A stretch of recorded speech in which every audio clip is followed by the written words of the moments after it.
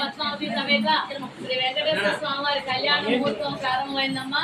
చక్కగా మన ఇళ్లలో కూడా వివాహాలు అయితే స్వామి వద్దు కనుక మన ఇంటికి వచ్చినట్టుగా స్వామివారు మన